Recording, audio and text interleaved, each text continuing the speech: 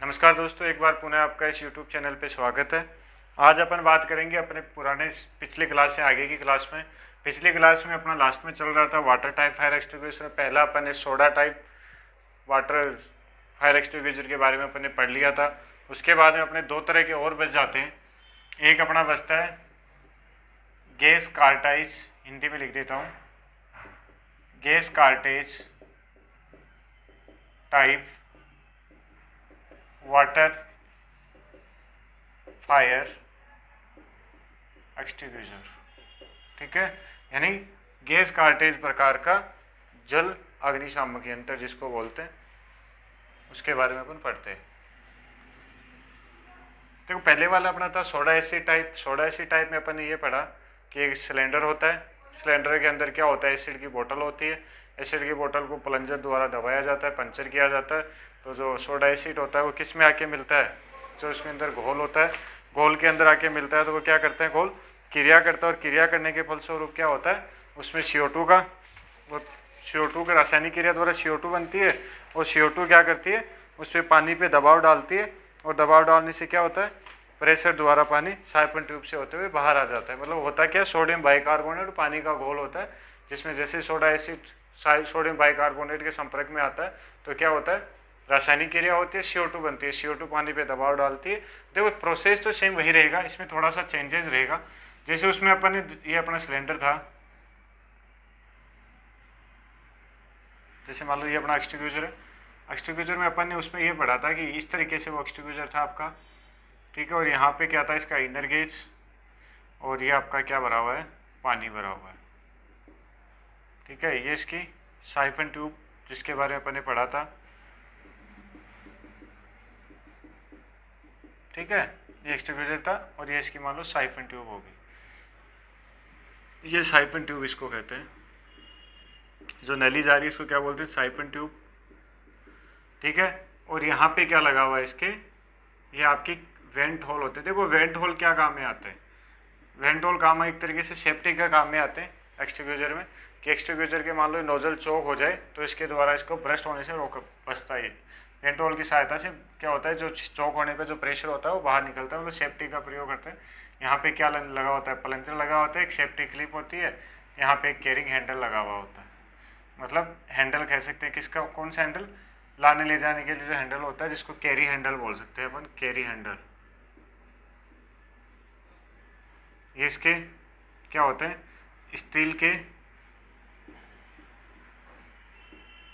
Steel के बने लटकाने वाले हुक कह सकते हैं।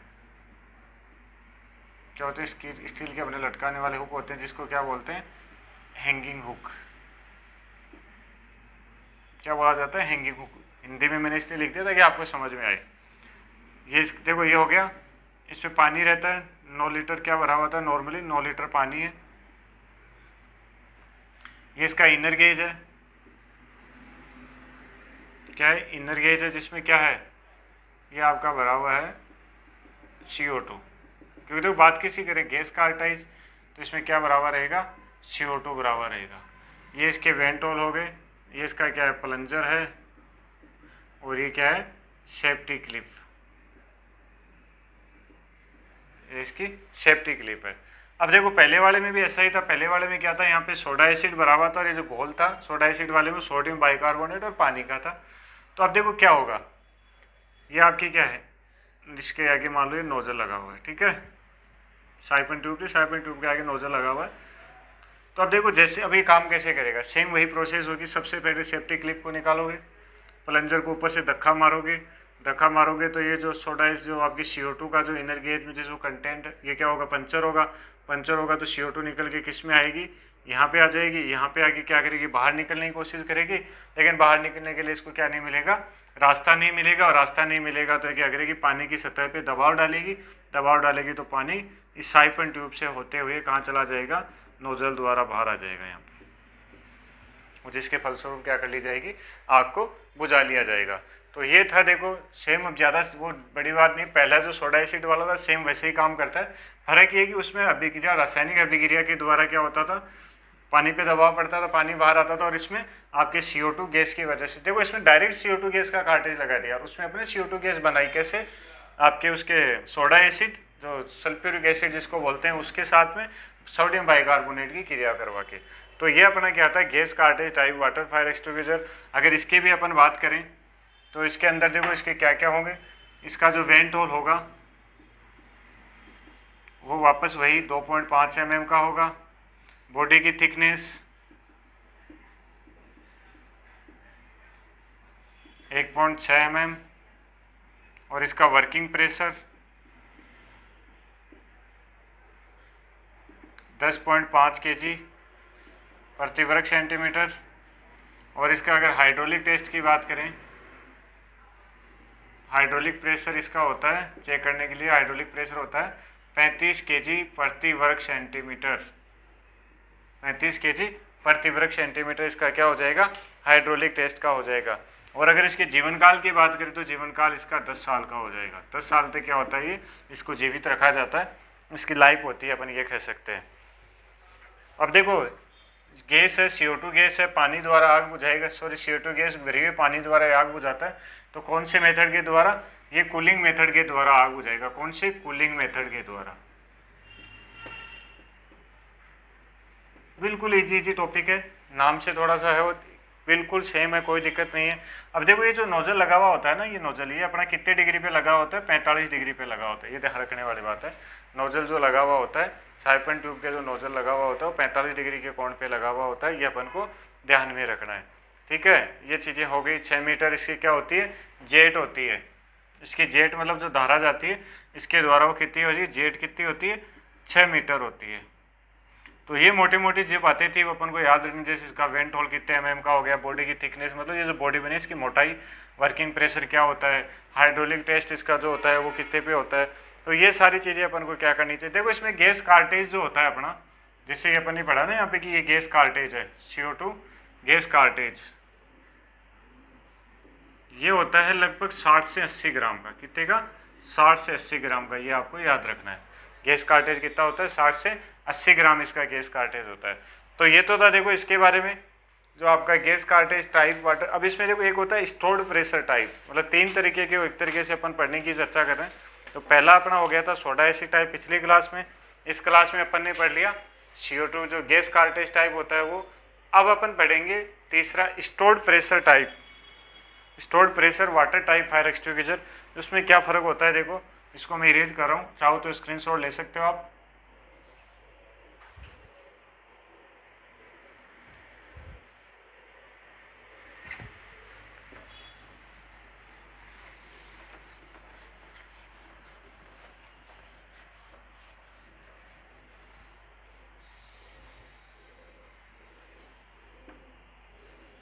अगला आएगा स्टोर्ड प्रेशर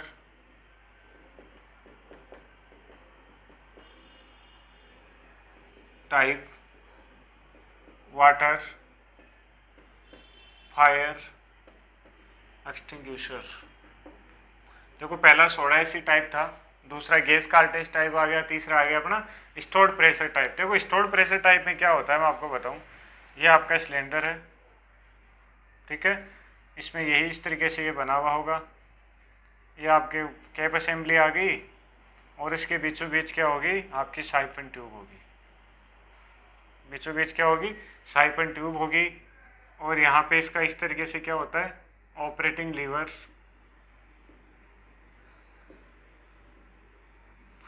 और यहाँ पे इसका क्या होगा, यही वापस कैरी हैंडल जिसको लाने ले जाने के काम में आता है। ऑपरेटिंग लीवर हो गया, कैरी हैंडल हो गया आपका। बाकी तो देखो यहाँ पे क्या लगा हुआ होता है, एक प्रेशर गेज लगा हुआ होता है, इसमें क्या लगा हुआ होता है, यहाँ पे प्रेशर गेज, ये प्रेशर गेज यहाँ पे लगा हुआ होता है, बाहर की तरफ होता है इसके प्रेशर गेज। तो ये प्रेशर गेज यहाँ पे लगा हुआ होता है। साथ में इसके देखो यहाँ पे क्या होगा, फिर इसी जगह पे इस तरीके से इसके वो आपका नोजल लग के, सॉरी डिस्चार्ज ट्यूब लग के क्या लगा हुआ होगा, नोजल लगा हुआ होगा। तो देखो वापस मैं आपको बताऊँ, इसमें यहाँ पे क्या बराबर रहेगा, पानी, पहले तो क्या बराबर रहेगा, पानी बराबर रहेगा, क्योंकि वाटर टाइप है, जाहिर सी बात है। और यहाँ पे क्या भरी हुई रहती है, शुष्क वायु। शुष्क वायु में देखो अपन को पता है कि वायु में सबसे ज़्यादा कंसंटेंसी नाइट्रोजन की होती है, तो क्या कह सकते हैं अपन, एक तरीके से नाइट्रोजन भरा हुआ होता है। कितनी परसेंट तक होती है नाइट्रोजन, 79% तक इसकी नाइट्रोजन इसमें पाई जाती है। तो ये एक तरीके से अपन कह सकते हैं कि गैस का भरा हुआ शुष्क गैस इसमें भरी हुई रहती है। और यहाँ पे देखो, अब ये जो ऑपरेटिंग लीवर है, जब भी इसको यहाँ पे देखो, ऑपरेटिंग लीवर के नीचे भी क्या लगी होती है, सेफ्टी क्लिप लगी हुई होती है। और ये वापस बार पहले भी आपको नाम बताया था, आपकी होगी साइफन ट्यूब, ये हो गया वाटर, और ये हो गया शुष्क गैस। शुष्क गैस होती है आपकी, एकदम सिंपल शुष्क गैस जिसको बोलते हैं, वो इसमें आ जाती है। अब देखो ये जो होती है, ये हाई प्रेशराइज ट्यूब होती है, दबाव युक्त, उच्च दबाव युक्त ट्यूब, ये इसका हो जाएगा नोजल, ये इसका नोजल हो गई, उस दबाव ट्यूब तो हो गई। ये हो गया आपका, ये आपके वापस वो की वो बात वेंट होल हो गए, ठीक है, ये साइफन ट्यूब होगी। और ये इस तरीके से मोटा मोटा आपको जो इंफ्रास्ट्रक्चर का आपको मैंने बता दिया, अब सेम पहले वाली चीज़ें होती हैं। अब इसमें देखो फर्क क्या होता है, पहले वाले में क्या होता था कि एक अभिक्रिया होती थी, या तो या दबाव लगता था, दबाव से पानी, इसमें कुछ नहीं होता। प्रयोग करने के लिए सबसे पहले सेफ्टी क्लिप को निकाला जाएगा, सेफ्टी क्लिप को निकालने के बाद ऑपरेटिंग लीवर को दबाया जाएगा तो दबाव किस पे पड़ेगा, इस प्रेशर का दबाव पड़ेगा, इस शुष्क वायु दबाव किस पे डालेगी, पानी पे डालेगी, तो पानी पे डालेगी तो पानी दबाव के कारण किस में आएगा, साइफन ट्यूब से होते हुए प्रेशराइज ट्यूब में आके फिर किसके द्वारा बाहर निकल जाएगा, नोजल के द्वारा। तो ये किसके द्वारा काम करे, प्रेशर के द्वारा किया जाता है। इसमें एक देखो यहाँ पे प्रेशर गेज लगा होता है, तो मैंने आपको बता दिया। तो ये सिस्टम क्या होता है, नॉर्मल सीधा सा सिस्टम होता है। वापस आपकी जानकारी के लिए मैं आपको बता देना चाहूँगा कि कैसे कार्य करता है। इस प्रकार के एक्सट्रूगेटर को चलाने के लिए सबसे पहले सेफ्टी पिन को निकालते हैं, सबसे पहले सेफ्टी पिन को निकाला जाता है, उसके जिससे क्या, उसके बाद क्या करेंगे, सेफ्टी पिन को निकालने के बाद इस ऑपरेटिंग लीवर जो है ये, इसको दबाया जाता है, इस तरीके से प्रेस किया जाता है ऑपरेटिंग लीवर को, ऐसे दबाओगे तो क्या होगा, पानी पे दबाव पड़ेगा, किसका, इस शुष्क गैस का। ये दबाव बनाने के लिए ही भरी जाती है, तो ये दबाव डालेगी तो पानी किससे होगा, साइफन ट्यूब में जाएगा, साइफन ट्यूब से होते हुए प्रेशराइज ट्यूब में आके नोजल द्वारा बाहर निकल जाएगा। तो ये इसका क्या होता है, कार्य करने का तरीका होता है। अब देखो इसमें भी क्या होता है, अगर मैं बात करूँ तो इसके देखो, इस कौन से मेथड द्वारा ये आग बुझाएगा, कूलिंग मेथड द्वारा। तो ये क्या करता है, आग को बुझाता है, आप नोट कर लेना, कूलिंग मेथड द्वारा ये आग को बुझाता है, शीतलीकरण जिसको। अगर इसके डायमीटर की बात करें तो देखो, डायमीटर चाहे इसका हो चाहे किसी का भी हो, अगर डायमीटर की बात करेंगे तो 170 से 180 भी बोल सकते हैं, या 175 ±5 भी इसको बोला जा सकता है। मतलब 170 से 180 भी इसका डायमीटर बोला जाता है। 175 ±5 का मतलब यही होता है कि या तो 170 या 180, इसके बीच में इसका क्या होता है, डायमीटर होता है। और अगर इसके डिस्चार्ज टाइम की बात करें तो 60 से 120 सेकंड क्या होता है, इसका डिस्चार्ज टाइम होता है। 60 से 120 सेकंड का डिस्चार्ज टाइम होता है। 10 साल इसका क्या होता है, जीवन काल होता है। और ये कितने परसेंट तक खत्म खाली हो जाता है, 95% तक ये क्या होता है, खाली हो जाता है। जेट इसकी वही 6 मीटर इसकी क्या होती है, जेट होती है, जेट इसकी 6 मीटर होती है। तो देखो कूलिंग मेथड द्वारा ये आग बुझाता है, और 60 से 120 सेकंड इसका डिस्चार्ज टाइम होता है। डायमीटर की अगर बात करें तो 175 ±5 इसका डायमीटर होता है। 95% ये क्या हो जाता है, खाली हो जाता है। और इसकी जेट कितनी होती है, 6 मीटर तक होती है। और इसके अगर हाइड्रोलिक टेस्ट की बात करें तो हाइड्रोलिक टेस्ट इसका होता है 35 किलोग्राम प्रति वर्ग सेंटीमीटर। इसका क्या होता है, हाइड्रोलिक टेस्ट उस पर किया जाता है। कितने साल बाद में किया जाता है, 3 साल बाद में किया जाता है, ध्यान रखना 3 साल बाद। कितने प्रेशर पे होता है, 35 किलोग्राम प्रति वर्ग सेंटीमीटर के हिसाब से इसका हाइड्रोलिक टेस्ट किया जाता है। ये अपन को ध्यान रखने वाली बात है। इसमें कूलिंग मेथड द्वारा ये क्या करता है, आग बुझाता है। तो ये बात थी अपने देखो वाटर टाइप एक्सटिंग्विशर के बारे में। तो वाटर टाइप एक्सटिंग्विशर के अंदर अपन ने देखो 3 टाइप के पढ़ लिए।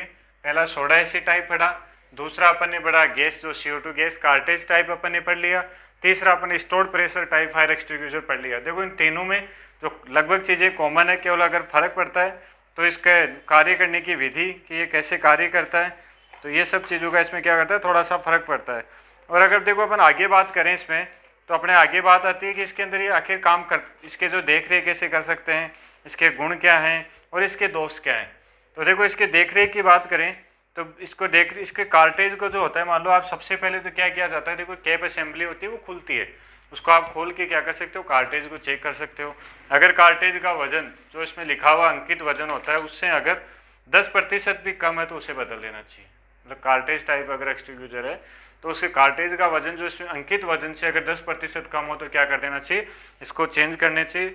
और महीने में एक बार इसकी क्या करनी चाहिए, अपन को देख रेख करनी चाहिए। महीने में एक बार क्या होना चाहिए, इसकी देख रेख करनी चाहिए।